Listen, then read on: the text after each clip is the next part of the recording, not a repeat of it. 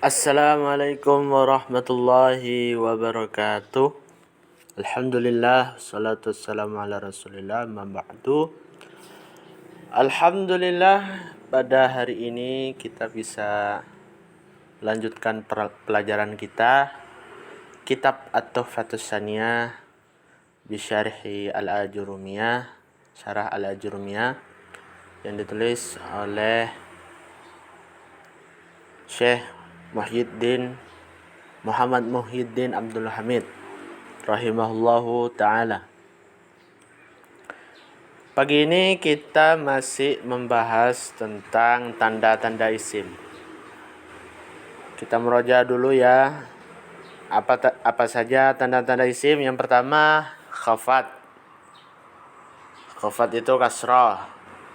Apapun yang ketemu dengan kata apapun atau kata apa saja yang ketemu dengan kasrah, maka itu disebut isim.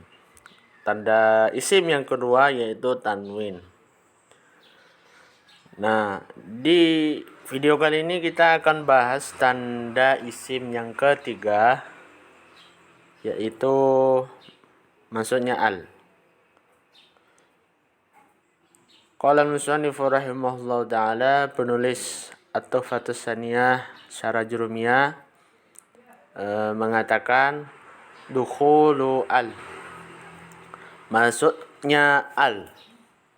Kalau di matan itu kan dukhulu alif wal lam ya. Qala al-musannif Syaikhudin Abdul Hamid mengatakan al-alamatus salisah min alamatil ismi dukhulu al fi awalihi nahu ar-rajulu wal gulamu wal farasu wal kitabu wal baitu wal madrasatu fahadhihil kalimatu kulluha asma'un lidukhulil alifi wal lami fi awaliha. Kita lanjut ke pembahasannya. Ciri yang ketiga dari tanda-tanda isim adalah masuknya al. Ya, lihat. Masuknya al atau alif lam pada isim. Kita baca terjemahnya dulu dari Kitab Tuhfatus Saniyah. Ciri yang ketiga dari tanda-tanda isim atau kata benda adalah masuknya al atau alif lam di awalnya. Jadi dalam isim bahasa Arab itu kan kata benda apabila ketemu alif lam di awal kalimat, maksudnya di awal kata, itu dipastikan isim. Tanda kata benda. Pokoknya kalau ada alif lam ketemu dengan isim, maka dipastikan kata tersebut termasuk dengan isim ya. Alif lam ketemu suatu kata bergabung jadi satu, kemudian itulah yang dinamakan isim. Contohnya ar-rajulu. Ar-rajulu kenapa dikatakan isim? Karena ada alif lam di awal katanya. Artinya seorang laki-laki. Al-ghulamu. Kenapa dikatakan isim? Karena kata al-ghulamu itu terdapat alif dan lam atau al di awal katanya. Itu. Yang berarti anak laki-laki atau budak. Al-farasu juga sama. Dikatakan isim karena di awalnya itu terdapat alif dan lam atau bisa disebut al. Al-farasu ini artinya kuda. Alkitabu buku, sama juga dikatakan isim karena ada alif lam di awal katanya. Alkitabu itu isim karena ada alif lam di awal katanya. Kemudian yang kelima, al-baitu. Kenapa dikatakan isim? Karena ada alif lam di awal katanya. Artinya rumah. Yang keenam, al-madrasatu itu isim karena terdapat alif lam atau al di awal katanya, artinya sekolah. Jadi kata-kata ini semuanya adalah isim. Kenapa? Karena dimasuki alif lam di awal katanya. Pokok ketemu suatu kata cocok, maksudnya bertemu dengan isim. Nah, satu kata cocok atau bertemu dengan alif lam pasti itu isim. Nah, itulah.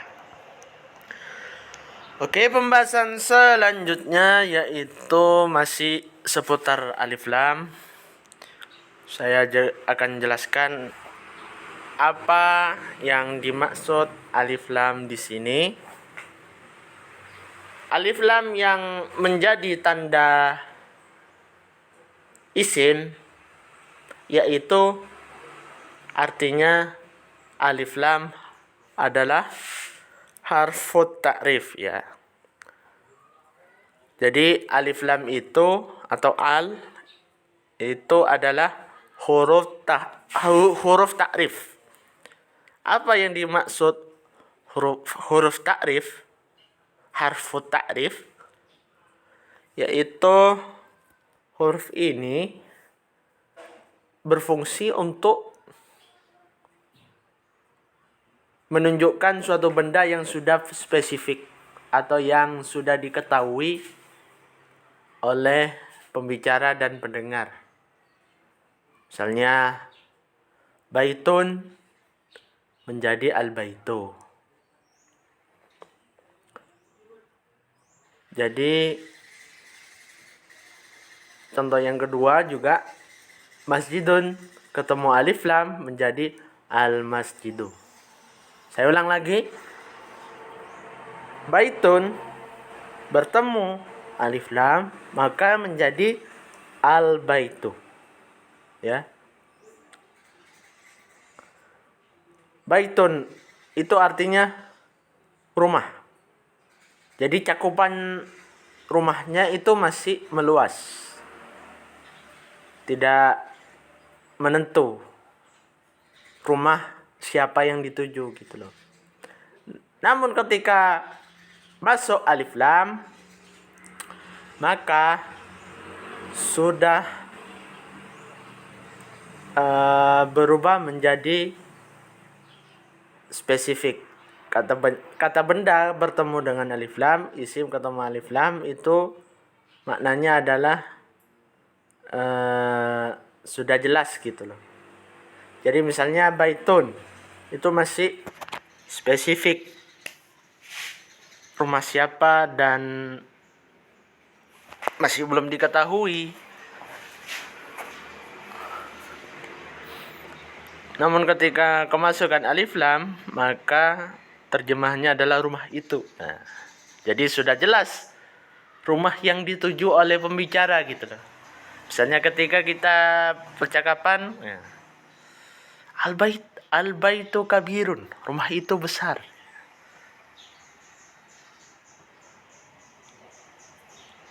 Jadi sudah diketahui rumah itu loh besar banget gitu. Jadi dalam suatu pembicaraan ketika bertemu alif lam, satu isim bertemu dengan alif lam maka isim itu menjadi makrifat. Sudah diketahui jenis bendanya gitu loh. Dan perhatikan yuhzafu at-tanwinu inda dukhuli al. Tanwin itu dibuang saat dimasuki al. Oke. Nah, ketika satu tanwin ketemu alif lam, maka tanwinnya itu harus hilang. Misalnya contoh kecilnya yang gini ya. Baitun ketemu alif lam, itu cara penulisannya tanwinnya harus dihilangkan gitu loh. Jadi dari baitun ketemu alif lam, maka tanwin itu harus berubah menjadi domba biasa, tidak boleh domba tain. Jadi baitun ketemu alif lam berubah menjadi al baitu gitu loh. Nah, ketika alif lam ketemu baitun, alif lam ketemu isim, misalnya al baitun, alif lam ketemu baitun, itu penulisannya harus dhamma biasa, al baitu gitu loh. Namun ketika tanwin baitun tidak bisa disatukan dengan alif lam ya. Selamanya alif lam itu tidak akan pernah bisa bertemu dengan tanwin dalam satu kata. Al-baitun. Nah, dalam bahasa Arab itu salah dalam penulisannya. Kok bisa? Karena dari penelitian ulama bahasa, ya kaidahnya memang begitu. Aturannya memang begitu. Misalnya 1 tambah 1 sama dengan 2. Itu sudah pasti itu. Hak paten. Sama dengan alif lam dan tanwin, itu tidak akan pernah bisa bertemu ketika dalam satu kata ya. Jadi penulisannya al-baitu, nah, bukan al-baitun.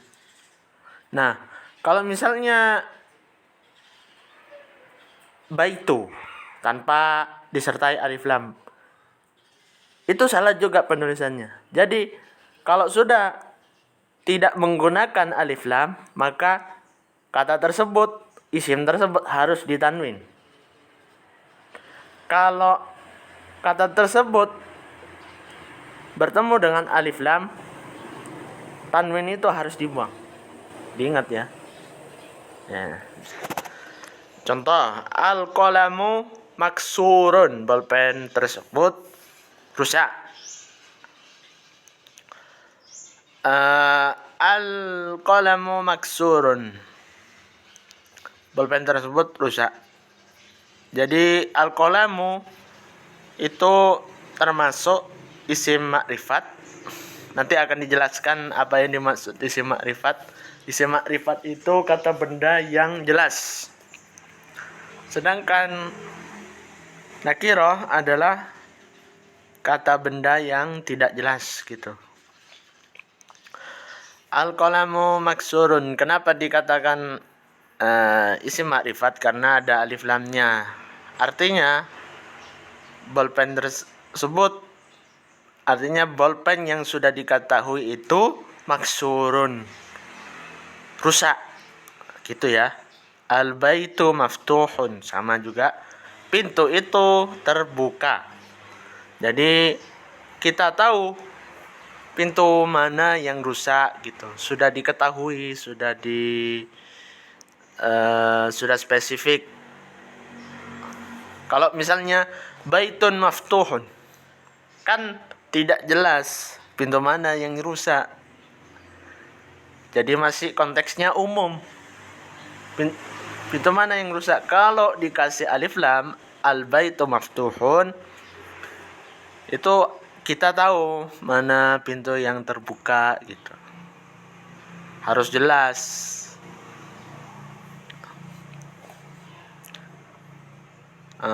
Selanjutnya pembahasan yang berikutnya adalah alif lam, jenis isim nakirah dan makrifat. Gini, alif lam berdasarkan isim berdasarkan nakirah dan makrifatnya itu terbagi menjadi dua. Yang pertama isim nakirah, yang kedua isim makrifat. Yang pertama isim nakirah itu isim yang tidak jelas, tidak menentu gitu loh. Yang pertama baitun, rumah. Karena baitun itu diakhiri dengan dhammatain, maka baitun itu adalah isim nakirah. Artinya rumah yang dalam konteks umum bukan khusus ya. Bisa jadi banyak rumah. Ya, baitun, banyak rumah. Ya.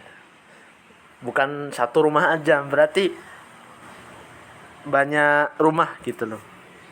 Belum tahu konteksnya yang mana gitu. Termasuk ya dalam konteks apa gitu loh. Masih umum. Qalamun, pena. Qalamun itu termasuk isim nakirah karena belum jelas konteksnya ya, belum diketahui. Misalnya qalamun maksurun, dalam kalimat qalamun maksurun, bolpen rusak. Qalamun maksurun, bolpen mana yang rusak? Karena konteksnya masih umum, tidak kita ketahui gitu loh.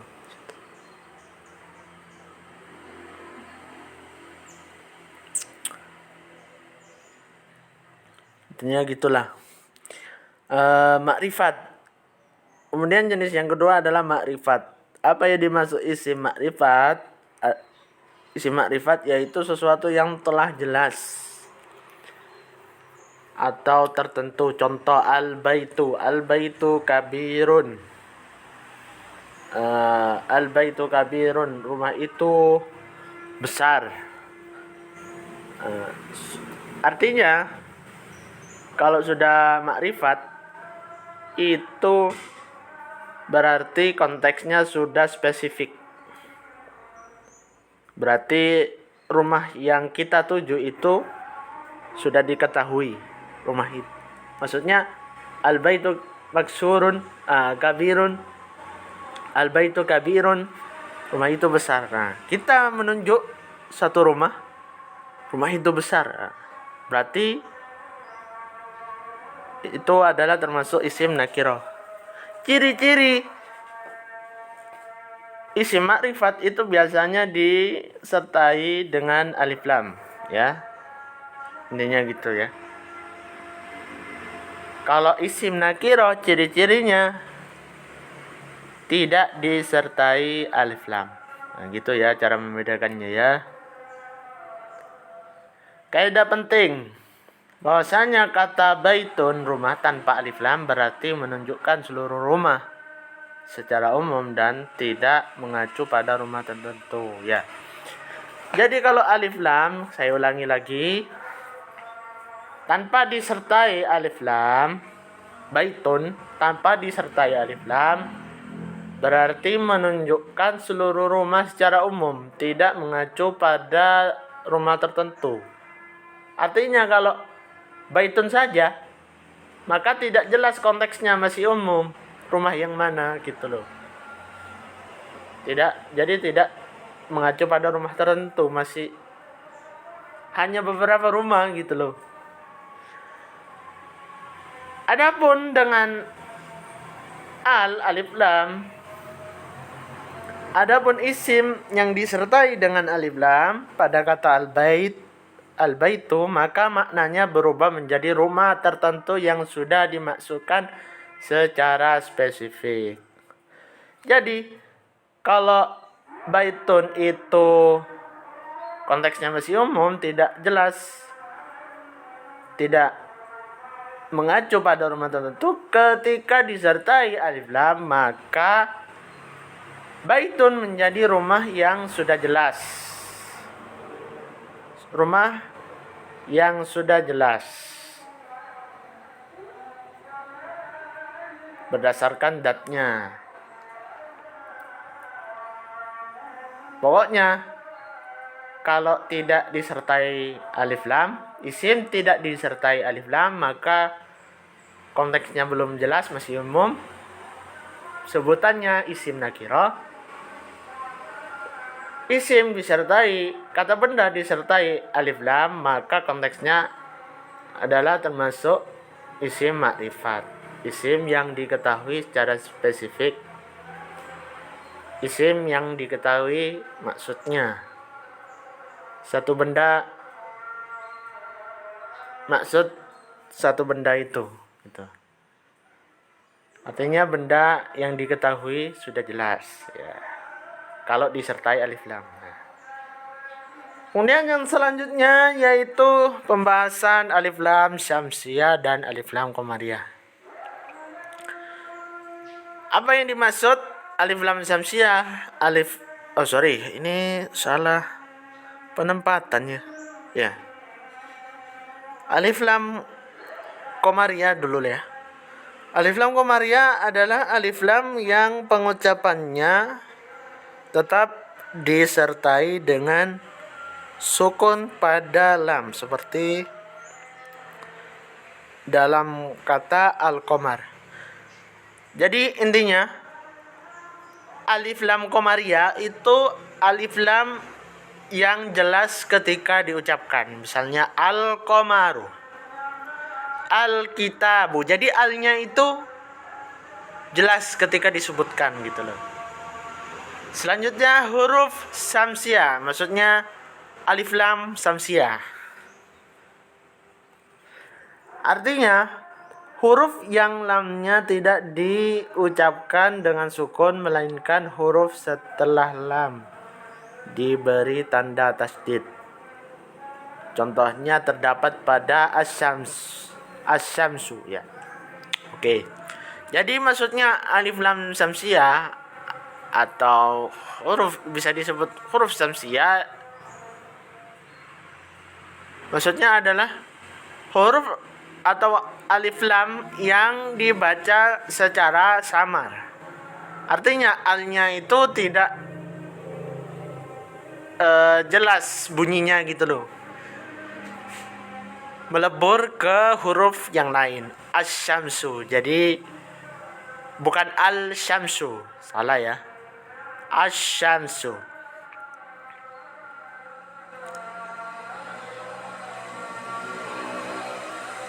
Kemudian ini contohnya dari alif lam syamsiyah dan qamariyah. Huruf qamariyah itu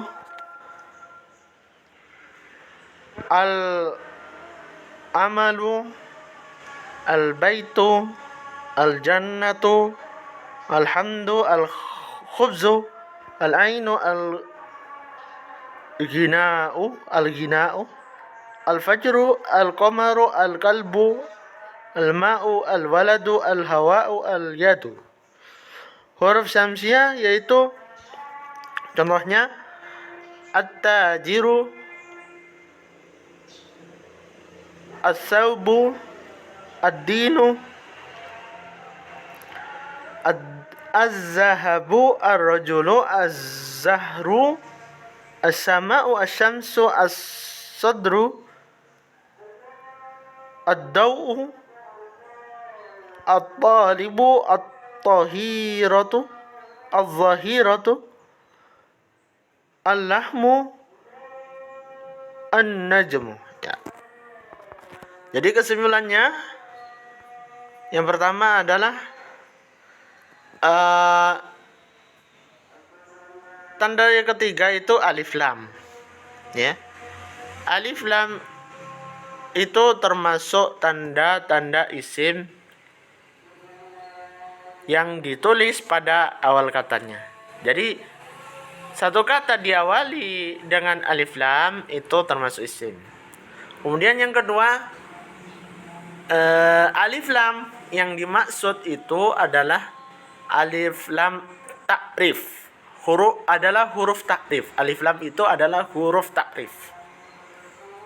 Huruf yang berfungsi untuk menspesifikkan suatu benda, yang menjadikan benda tersebut menjadi jelas, yang awalnya konteksnya umum menjadi konteksnya jadi khusus gitu. Jadi baitun ketika bertemu dengan alif lam maka akan menjadi al baitu.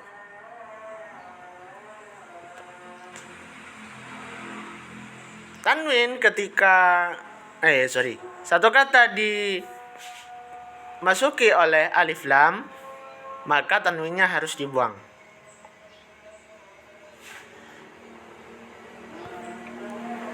Kemudian kita sudah jelaskan perbedaan isim nakiro dan makrifat. Jadi kalau isim nakiro itu isim yang jelas konteksnya. Yang kedua isim makrifat, isim yang jelas konteksnya, ya. Saya ulang. Nakiro itu adalah isim yang tidak jelas konteksnya, masih umum. Makrifat isim yang sudah jelas konteksnya gitu. Kemudian kaidah penting ketika kemasukan alif lam maka suatu kata itu menjadi spesifik. Misalnya baitun tanpa alif lam maka menunjukkan seluruh rumah. Adapun dengan alif lam pada kata al baitu maknanya berubah menjadi rumah tertentu yang sudah dimaksudkan secara spesifik, artinya sudah jelas. Kemudian yang terakhir alif lam itu ada dua, alif lam syamsiyah, alif lam qamariyah. Alif lam syamsiyah adalah alif lam yang jelas, yang kurang jelas pengucapan alif lamnya. Jadi contohnya asy-syamsu, as-saubu, at-tanwinu gitu. Sedangkan huruf alif lam qamariyah itu jelas pengucapan alnya. Misalnya al-kitabu, al-baitu, al-qamaru. Itu contohnya dari alif lam syamsiyah dan alif lam qamariyah. Sampai di situ dulu pembahasan kita kali ini. Apabila ada kesalahan mohon dimaafkan. Silakan teman-teman dicatat di buku tulisnya. Apabila ada kesalahan mohon dimaafkan. Semoga bermanfaat. Nasrun minallah wa fathun qarib. Wa basyiril mu'minin. Wassalamualaikum warahmatullahi wabarakatuh.